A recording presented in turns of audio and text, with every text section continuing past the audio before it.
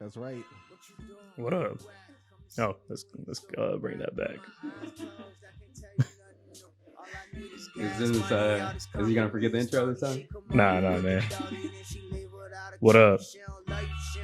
We ready? Let's go. Yes, sir. Yeah. Welcome to episode 4 of Elbows and Jumpers. I got Rudy to my right. I got DJ Skrechy Scratch on the boards over here. What up? What up? What up? So, like I said, this is episode 4. We just got a full week of basketball in. Happy New Year, Merry Christmas, Happy Kwanzaa, Merry Kwanzaa, or whatever. There you go. And Hanukkah. absolutely. Mm-hmm. R.I.P. MF Doom. Yep. That's right. R.I.P. We just got a win from the Houston Rockets today. We're going to talk about a little bit about some boxing today. Touch on a little bit about football. You already know what that is. And let's go ahead and get this started. Let's talk about what we saw from some of our newer players and what we saw in the first 3 or 4 games right now. And kind of what stood out to you, what surprised you, what you see as maybe some opportunities we'll come into. But let's talk about some of the good first. What did you see? What stood out to you to start off the season, Rudy? Sure. The first 4 games look really promising for the Rockets. We got to see different rotations in the first 2 games without even all of our real starters. James Harden and Wood was a game 1 and 2. They were leading away. Those weren't even games we were supposed to win, and they're fairly competitive. Wood stood out. James Harden balled out as usual. Shouldn't be surprising. We see that every year. Did you take anything from those first 2 games? I mean, the main thing was that with everybody sitting out the way they did, we were a competitive team. You look at the losses that Portland had after they played us, the Nuggets, after they played us. There's only one team that has 1 loss in the Western Conference, and that's the Suns. And that's with CP3 really showing some leadership over there. But in general, the losses that we've had, I wouldn't call them excuses, but some of these other teams didn't have those same excuses. I would say if we're they're gonna call that. excusable just because we didn't have our lineup. One thing I'll say is though, CJ McCollum balled out. That was one of the few games where he did really show out on that and put up that 44 points against us. Oh yeah. And Jokic too for the Nuggets. He put up a big 25 and 12 or something like that. But in general, it took a really strong effort from the other side star player to really come up against us, where Harden was obviously letting a lot of facilitating happening. You saw those beginning lineups, the players that were testing with Nwaba and with Tate showing up the way he has. We've really made some adjustments going in these short few games, and I'm really excited what we have going forward. I mean, when we're talking about the Rockets being top 3, I think that's definitely in the cards. It's definitely possible. And we can say that confidently, right? Oh, yeah, for sure. So all the pieces are there for sure. And I like how you touched on McCollum and the Joker. And I don't know how you feel about this, but I feel like McCollum is turning that corner. A lot of people say that he's inconsistent. But from what I saw, I think that's something you agree with. But I'm one of those people that will say that about him. He is inconsistent. Like right now, he put up 44 against us, but he's still averaging 25 points per game. And that's why I said he's turning the corner. And he does it when it counts. Well, as of late, like with the bubble, it was very impressive because in the bubble, I don't know if you agree with this. Lost. Yeah, but he was showing out. You know, that was the point. He's a nobody, and he came out and just started really balling out. No, I'm a McCollum fan. I don't mean to be too down on. I'm just saying that's typically not his role. Matter of fact, where was Lillard in those games at the same time? When we're talking about a player that we're talking about possibly trading away for assets, possibly, right? I want to know that I'm getting full value. And I don't see value currently in the league for what we have right now on our team. No, I mean, in any tangible way that's not saying, hey, we're all out lottery. Right now, I don't know what your perspective is on James Harden and the Rockets. Do you feel like he's going to stay, or do you feel like he's going to be traded at some point? Because I feel like he would be a fool if he goes anywhere else. Most definitely. I mean, I don't want him to go. Mm-hmm. I don't think that there's enough value in the NBA that anybody has currently with Dinwiddie going down, with the Nuggets still tied very much so to Jamal Murray's future. And one of my personal undercovered little underdog favorites is John Morant. And obviously now you see his value probably rising this season. So I don't know if there's anything outside of getting a full franchise's full set of draft picks, but not only just draft picks. I'm talking about top 15 draft picks where there's a lot of swaps involved with that, or something where we're getting something that's really going to bring our future together. And truth be told, I don't see why any team right now gives up their star player or their franchise after seeing how many drafts that we go through where you don't get a superstar, but a superstar team, but every other draft. It feels like there's a good draft and a bad draft, a good draft and a bad draft, and then you might end up with a Harrison Barnes. Definitely, yeah. I see your point where teams can't take the risk if they already have a budding star or an all-star already. So it's crazy talk, and that's why all that talk has died down. By the way, it has. Like you don't hear it was some preseason news gossip that they could start a little brush fire with, so somebody can say, "Oh, I heard this person say this, so now we got to talk about this thing." They completely manufactured a whole storyline. Well, no, not completely manufactured, because I feel like Harden got humbled by the news media. You see all the OGs in the game, Shannon Sharp. You saw Steven Jackson just call him out because he was throwing that fit, and you saw it on Instagram posting his little stories, which I really don't care about. But why are we talking about him in his personal life? But now we don't get to. But what I'm saying is today we're talking about the game. He was held responsible, and you see, I feel like he changed it up. He's like, yeah, my value might decrease if I don't go out there and play and be the all-star. I don't think it was ever an option to not go out and play. It was never an option to not go out and play. People sit out. He had no reason to. He would have lost a lot of money. Yeah. It's a hell of a motivator. And we do know that he's got a hell of a bar tab. So yeah, he really does. But I mean, it doesn't do anybody a service to sit out games. And you know what? I'll give props to the owner too. He's kept his whole his perspective out the media. So you see both sides, Harden and him. They can sit this out. They can let the media do all the talking, but they can both take a back seat and let the business be the business, which is winning basketball. Very professional, because you were talking mad shit about Fertitta and he couldn't run shit. Well, I expected him to be able to take over the news cycle because it's your team. Who's out there running your PR? Who's running your social media machine so that your name doesn't have to get dragged through the dirt? Because I didn't think much of I don't know, eat at Crab Landry's or whatever. What fucking restaurants does he have? Yeah, all the Landry chains and the casinos. I mean, I wasn't thinking about going to no Golden Nugget, but you know what? Maybe I'll go to the Golden Nugget. I'm sure they have the COVID protection. I mean, we might see our grandparents. That perspective right there, where I can maybe change my perspective of ownership currently. I think Harden has exactly been given that by the media. By the way, they're not mentioning his name now. Oh yeah, it's died down. I mean, it only takes a few 40-point games and 15 assist games. Do you see how much doing easier historic numbers? Do you see how much easier it is for him? Oh, absolutely. He's becoming a spot up shooter. Mm-hmm. He's taking. I read today he was going from about 5.8 dribbles per possession to down to 3.7. So clearly he's not dribbling the ball as much to get his shot. I see excellent ball movement in terms of getting people available for 3-point shots from a spot up position instead of having to go one-on-one. Even like, for example, when Harden was getting double team last year, the bailout was Westbrook. And what would Westbrook do? Go dribble too. And do the one-on-one thing. Now, when we pass that ball out of that double, it's going to make another pass to a man that's in position purposely through some screens. I'm seeing plays in real time. And, it's great to say. And then also the timeouts. When the shit ain't working, I love I love not being down by 20 points for no fucking reason and not having a timeout. Call a timeout. We actually have a real system in place. I mean, finally. Yeah, finally. And this is what I've been talking about for over a year. And this is something about feels good. Yeah, it feels good. I mean, Dennis didn't want to concede the point that I don't know why it's got about me conceding. We're over here talking about winning basketball. I was just like, giving you shit. We're over here winning, doing the exact thing that was gonna happen. More efficiency. You see more baskets at the cup. Everybody's running to the rim. And we're taking less. You're saying more shots. Efficiency, right? Yeah. But you were advocating small ball was efficient. I think small ball saved our ass today in this game, where you saw in a quarter where Boogie Cousins was just not exactly up to speed, we'll say. Yeah.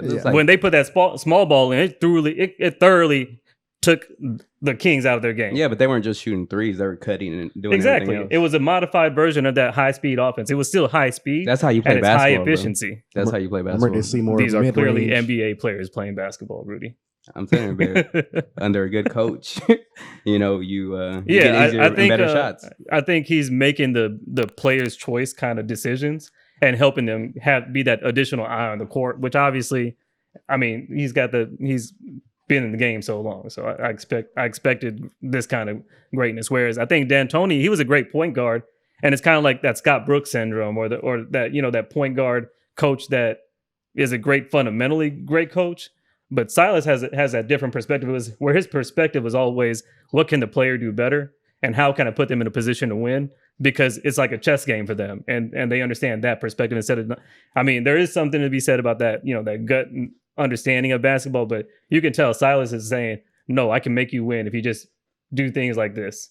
And running plays as fast as we do, as fast as we play. I've seen it unfold game after game where the young guys, as slow a start as they had, they were trying to run the plays.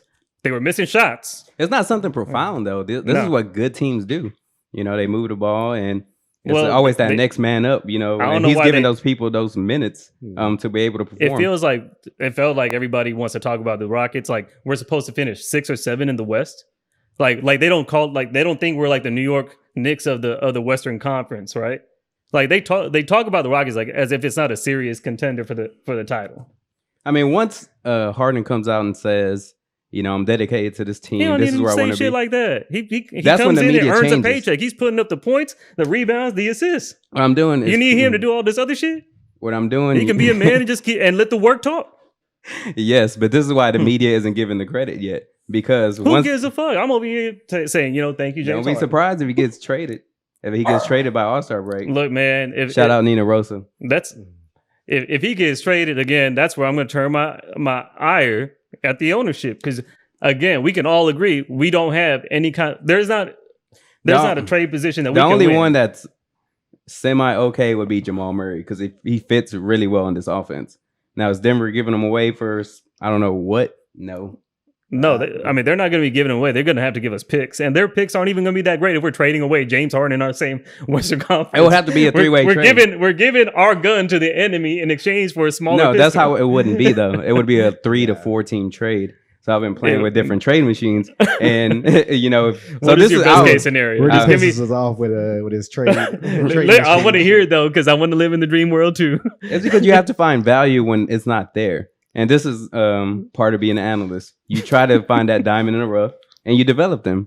Chris Wood, the GM did a spectacular job with finding a diamond in the rough. Oh yeah, nobody was talking about Wood. Nobody. Last he was season. With the Pistons. Yeah, so he saw his fundamentals and his skills and what he can do, and he's turned out to be a pivotal piece to our team. So that's part of creating trade value. Yeah. You find these things that the media isn't talking about. Now let's talk about that. I like that you mentioned that because we're talking about creating trade value. So we can definitely talk about Sterling Brown. We can talk about Jayshawn Tate. You see that? We can kind of bring David Nwaba into the conversation. This last game was good. No, hold on. Yeah. I'm laughing because of the next name, which is Bruno Caboclo. Oh my goodness! If we can find some way to get him into the system, if he can turn that corner and get that trade value, that sweet trade value. Oh yeah, he had his opportunity, man, but he just looks super lost out there. He looks like he needs a few years in the D League still. I think he has the size and height and everything. He looks lost. Matter of fact, you know who looked lost? House. Those first two games. Yeah. House was lost. I thought House needed to make some kind of amends. He needed to see the voodoo doctor or something. But this last game, he came back. Yeah. Any house music? No. To motivate him? No, I don't think. No, that's okay. We can keep going. He didn't have anything said. No, I didn't. Anyway, so what? I have a question for you. Who do you see? What do you see House developing into? Has he reached his peak? Is there any player that he should model his game after? I think he's very clearly in that Robert Covington kind of package of that wing D that can shoot a 3. I don't know, but he can do a little more because he can drive. He can create a shot. It just doesn't seem like he knows his timing just yet. Yeah, and part of that is, he's never really been part of this system. He's been coming off the bench kind of sort of. He was showing flashes here and there, and you're like, well, shit, what else are we going to do? Throw the motherfucker in, right? And now he developed some consistency behind that and became a rotation player. And that's something that, that the Rockets have been doing with, we've been turning some some shit into some sugar with this team, with this organization. That's But- all it takes. It takes the opportunity, though, with a good system, which is why and it creates so much value for the whole team. Like so a lot of our role players were from last year, and talking about like House and who else, Tucker, and who else is another role player from last year? Is there anybody else? naming them? I think everybody's Tucker, gone. Eric House- Gordon. Eric Gordon. of So course. those Eric three, Gordon, yeah. right? So, Everybody. That's what I'm saying. Like when I was talking about Harden's employment situation, bro, he lost his boss's boss, and his 75% of his department was gone. they had to, and we look a lot better. We do look a lot better. That's But crazy. man, if Like, you, we're if actually if you're the watching one every with the game red now. stapler on your desk, you're over here like, are you gonna fire me too? We're a blessed team right now. Yeah, we have everything. we turned it all around. We turned it all around in a very fell swoop, and with a completely different team that's playing differently. Look at what's going on with the Warriors. We were talking about how Steph Curry was the guy that could turn his co-parts into some of the best players in the NBA and get them to be all-stars. And Definitely, I like I that don't you know bring if up that point. He can't do that. The thing is, he's at a. So it's like, okay, he Steph gets the Curry, benefit of the doubt. Steph Curry built his house. With all these, he built Steph Clay. Curry built the house. Yes, he built the house. he And now, wasn't playing with players. it's with like saying you gravity. built a house and then it gets destroyed, and saying He was the first and saying one at like, the oh, house. oh, you can't He use was that the wood first anymore one at to the build a house, house. and then he started having a family. Yeah. And And it's that chemistry. family- You act like you that's can- chemistry. yeah, that's chemistry. And it all starts from, the head, And also having the logo be your GM. I guess. You put the people in position to But help Clay your team wasn't shit succeed. when he first got there. Let's move on. Draymond But- wasn't shit. But either way, right Steph now, wasn't shit I either. mean, yeah, well, Steph wasn't Steph had shitty. a- we talking about what it wasn't, but what it is right now is they trash.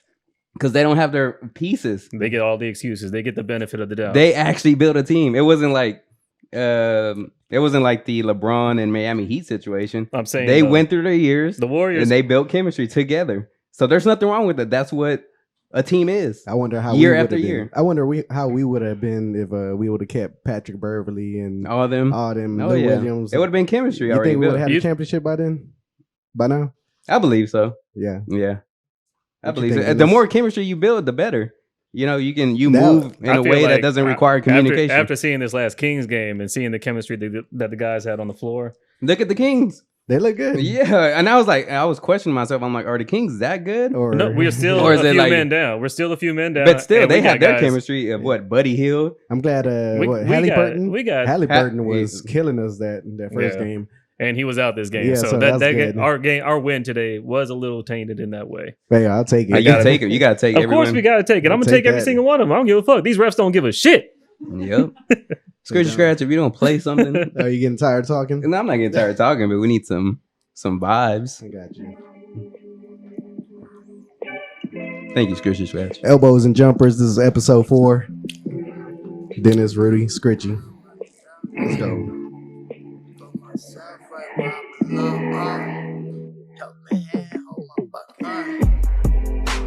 Elbows and jumpers. Episode 4. What we got, Rudy? Yeah, so we're gonna talk about what we can build upon with the Rockets. Some points I see is with Christian Wood. Obviously, he's a great talent, and I'm seeing that he's not a true center. I've been tweeting this. He's gonna get abused on defense, and if we continue playing him at the center, he's not gonna have the legs to shoot up his threes, his jump shots, especially in the playoffs. So my ideal starting 5 would be to partner him with Boogie Cousins at the 5. So obviously Boogie can't make it more than 10 minutes a game. So obviously, Sorry. to answer that, I know before you cut me off, lost my train of thought.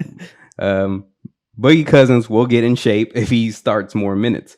Alongside with Wood, Boogie Cousins is gonna, get the rebounds, hold the other team's big man 5, and he's gonna be able to let Christian Wood, not put so many miles on his body heading into the playoffs, agree because with that's that. going to be important. And so if we start Boogie Cousins and Woods I together, think that's where the a thing- package. the thing Bruno- is that we're going to have a new backup center, and it's obviously not Bruno. Let me give you an idea.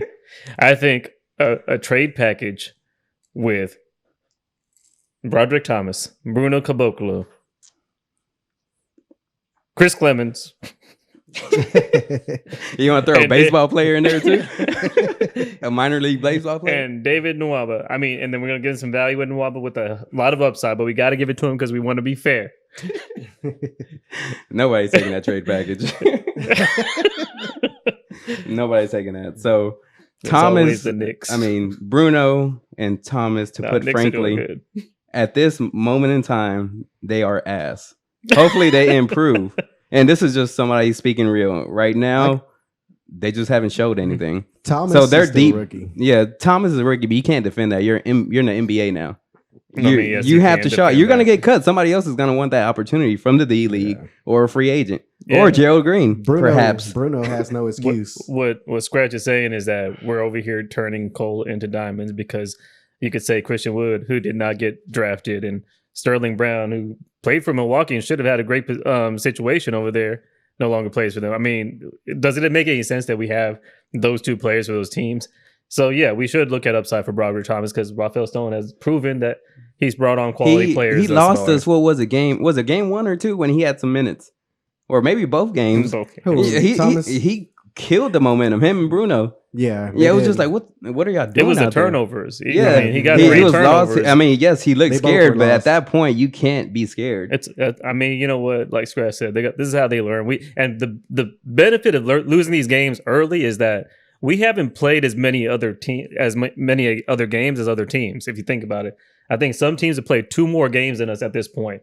So even though we have as many losses, we haven't even played these other 2 games that we're comparing. I mean, we already touched on that too. The first 2 games we were supposed to lose. So, but right now we've gotten those guys those minutes against quality NBA teams, giving us their best punch, knowing that thinking that they could beat down on us, right? So those players got a whole lot of real life experience real quick. that's true. But are they deserving of taking somebody's spot that deserves it, like Gerald Green? No, no, because you can't tell me that Thomas is better than Gerald Green. Yeah, you're right. He adds He adds marketability now to the we're Rockets. talking about giving a right arm for a player, which is something we'd all, of course, do, but we got to be realistic. I mean, but why doesn't that happen? Some of the fans want to know. No, because we got to wait until February 9th or some shit. There's some kind of trade deadline thing where after that date, we'll be able to sign him, then we'll be good to go. Okay. I am not concerned about not having him going into the playoffs. As a matter of fact, we about to have a lot of fun. We are. Have those jerseys going to look so great. We're going to see a whole lot of that love your blue color going on. Oh yeah. I'm very excited for the whatever this current pandemic situation is going to bring us, but I'm sure a lot of us are going to start taking pictures in the house with our fly stuff on or something. Yeah, I agree.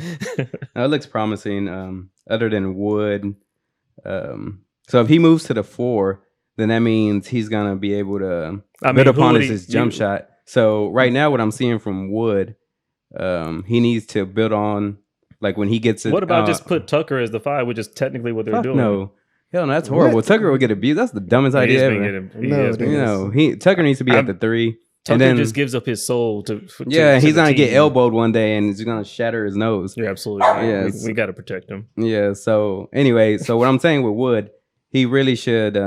He's like a combination of like Scottie Pippen and Kevin Durant. And actually, Chrissy told me about Scottie Pippen. He does kind of look like Scottie Pippen a little bit. Who?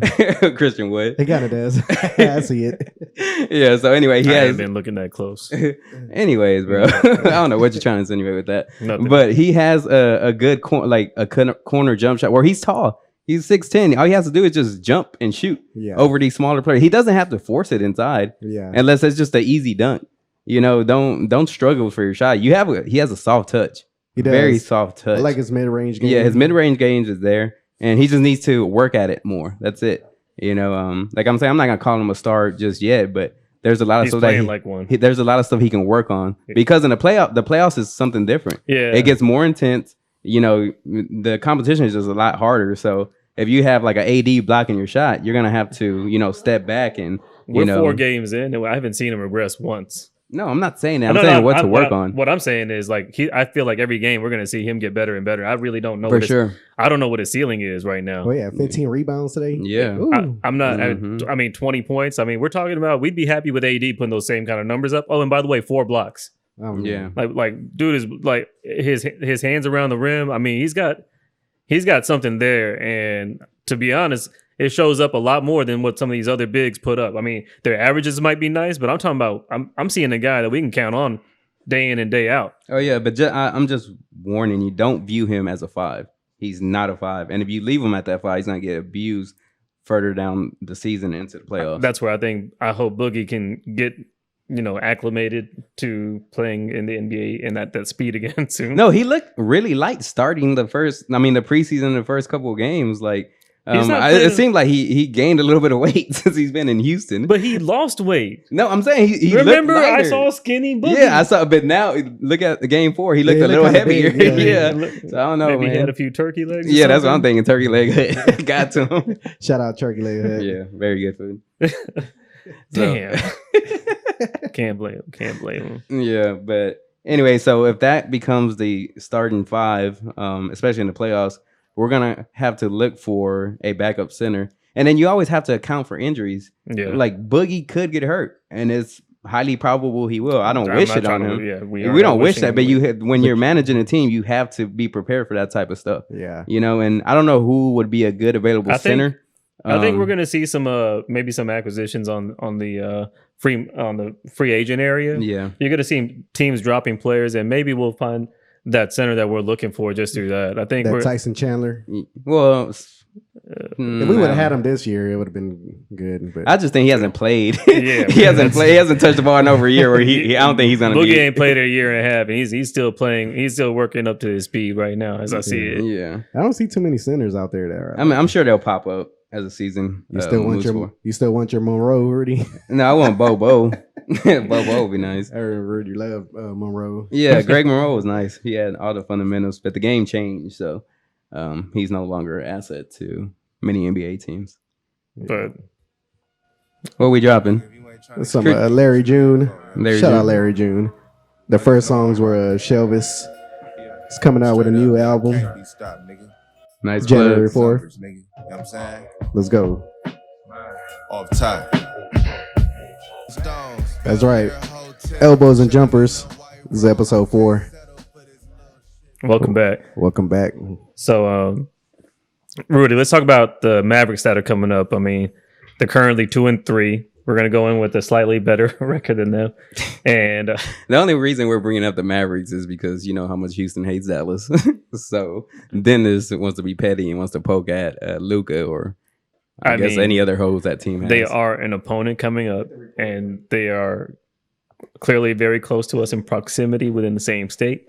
And every big brother should, get a little dig in on the little brother every so often, just so the world is kind of at its equilibrium.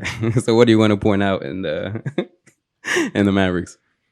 That Luka Doncic is at sometimes a great player, but he might be a little out of shape this year. He always starts out fat every season. He's always a little chubby in the beginning. JJ Watt was talking about professionalism. I don't know. I was moved by it. We'll talk about it. Let's hear what you got to say.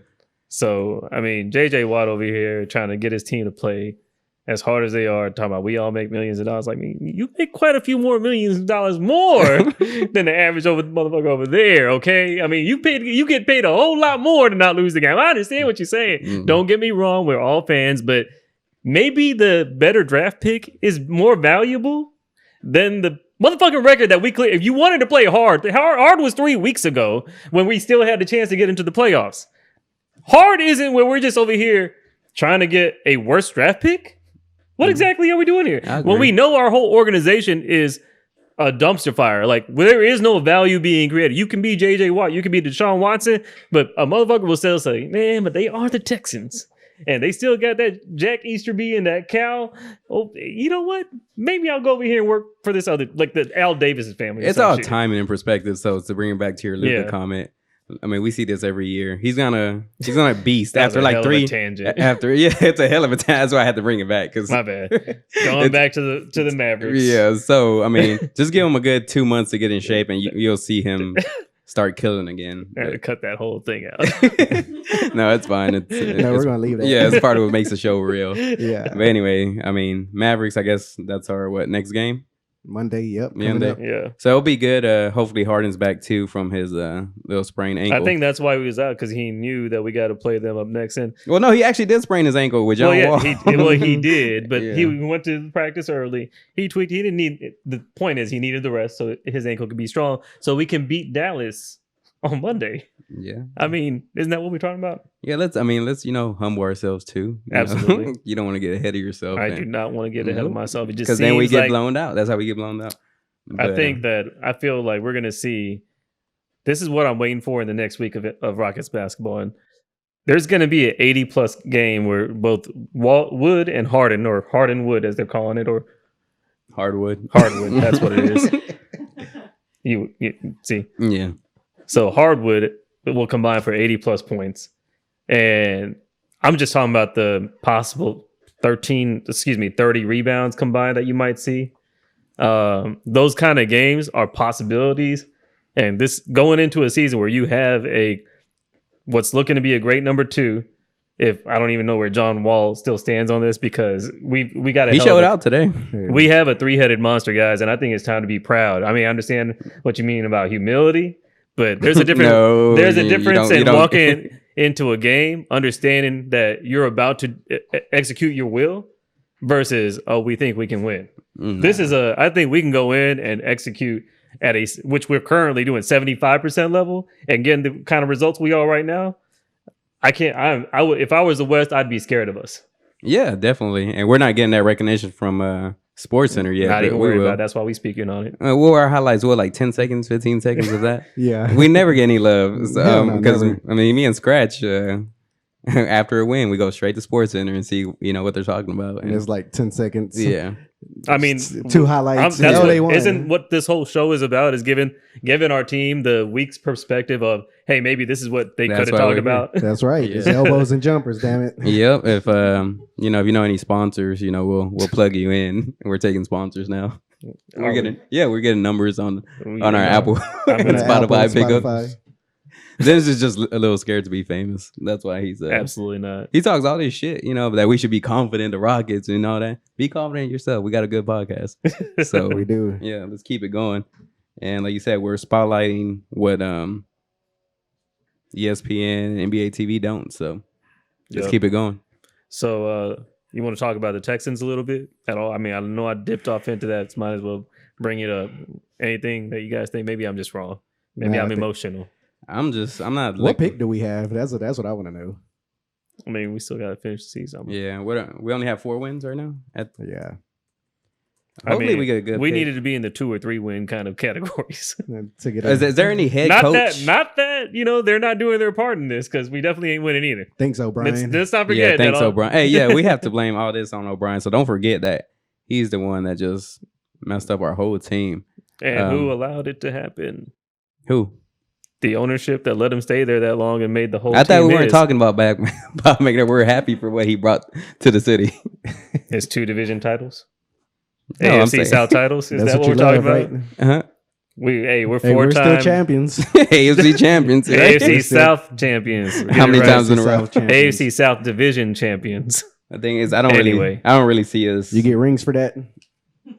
We get a banner. I'm pretty sure you get a like a diploma kind of paper. Nice. I want that. A certificate. I'm proud of that. You get a certificate. We should probably go and see if they have it in the cabinet of trophies that we don't have. I'm interested in seeing who's going to be their next head coach, because I'm guessing Romer Cornell is not going to be it.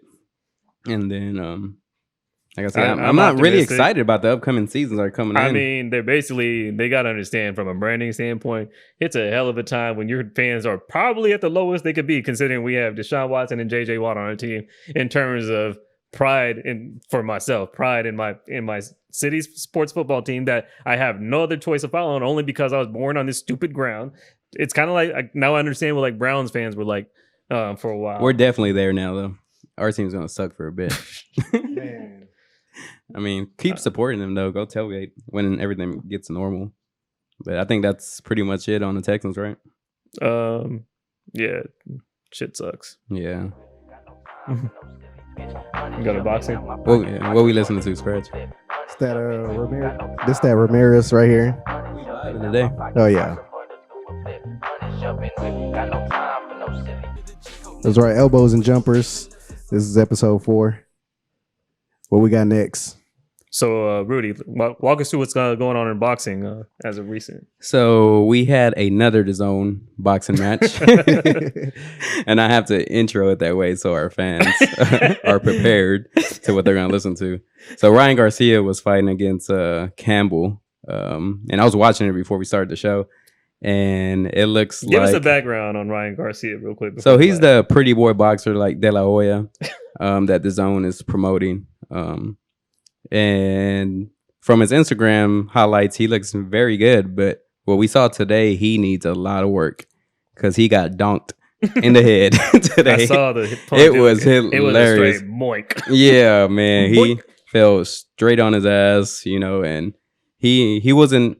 He needs a lot of work because if he goes in there with a Tank Davis, Shakur Stevenson, he's gonna get rocked because he needs a lot of work.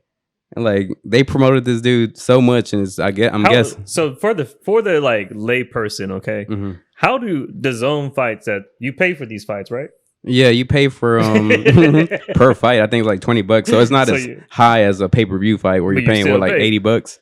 So for my money, should I be watching the ESPN fights or honestly, the PBC and ESPN fights are a lot more competitive and don't show that bullshit showmanship that we're talking about That's what I've been gathering from DAZN fights. It really feels like it's like I feel like you know what it is? We've been missing out, and this is something I've been looking for.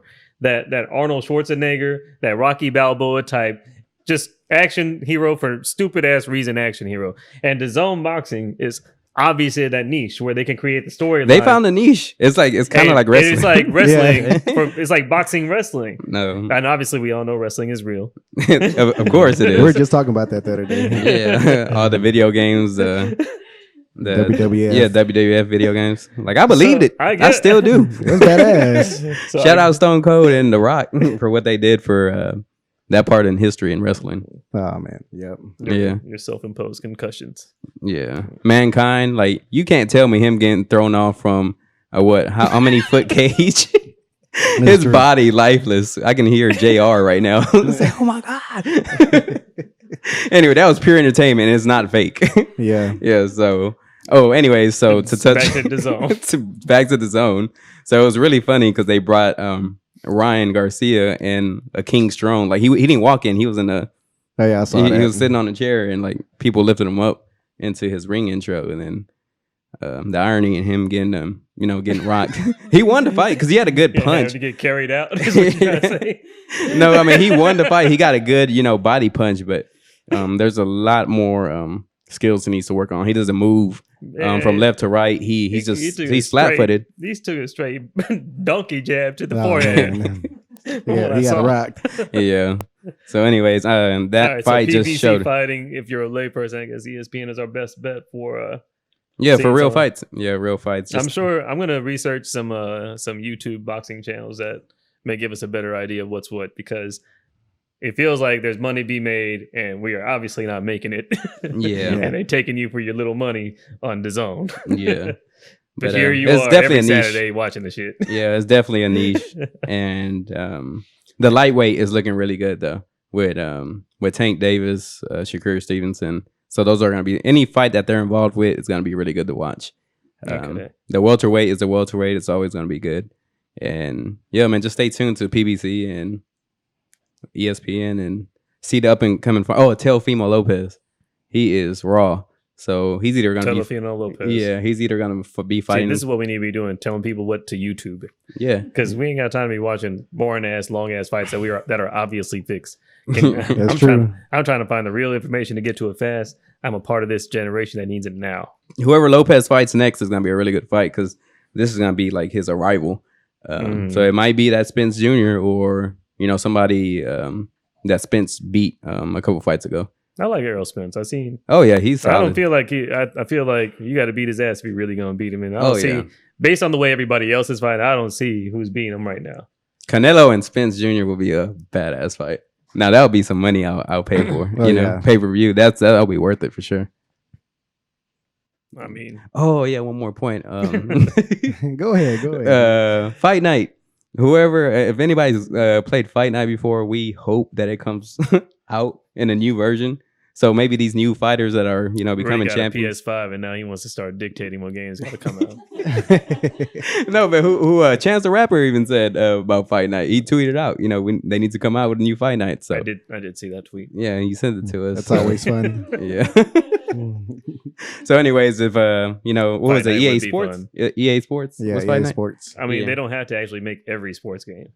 No, but they did a good job with the previous ones. So hopefully, I understand. We do need a Fight Night. yeah. Yep. So stay tuned. I What think else that's we got? pretty much. Is there anything else we want to touch on? Happy New Year. I mean, it's to wrap up. I think a lot of us already heard the Uncle Murder and Mad Skills. Skills version.